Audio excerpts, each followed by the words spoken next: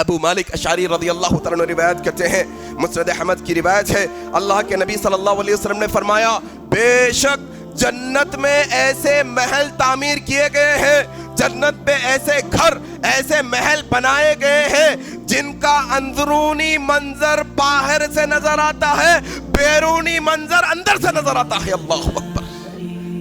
تم شیش محل سنے ہوں گے، اللہ نے بنا کر رکھا ہے۔ اللہ اکبر۔ تم موتیوں کا محل سنے ہوں گے، تم ہیروں کا محل سنے ہوں گے، اللہ نے اپنے بندوں کے لیے بنا کر، اللہ کے بے شک اللہ نے جنت میں ایسے محل بنائے ہیں جن کا اندرونی منظر باہر سے نظر آتا ہے، بیرونی منظر باہر کا منظر اندر سے نظر آتا ہے۔ پھر اللہ کے نبی نے کہا یہ محل ان لوگوں کے لیے ہے جو لوگوں کو کھانا کھلاتے ہیں۔ اللہ اکبر۔ کھانا کھلانے والوں کے لیے اللہ نے ایسے محل تیار کر رکھے ہیں۔ کھانا کھلانا بڑا نیک عمل ہے، بڑا عظیم عمل ہے۔ آج انسان چھلا جھٹی فلانا یہ دعوت وہ دعوت عجیب و غریب قسم کے رسومات میں لگا ہے۔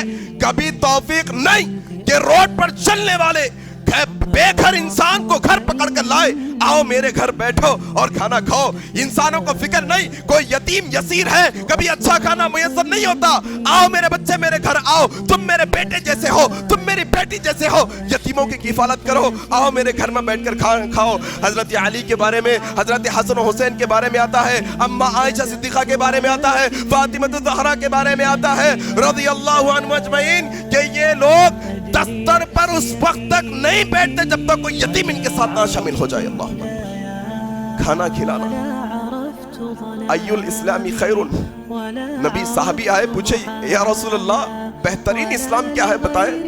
بہترین اسلام کیا سمجھ رکھا ہے؟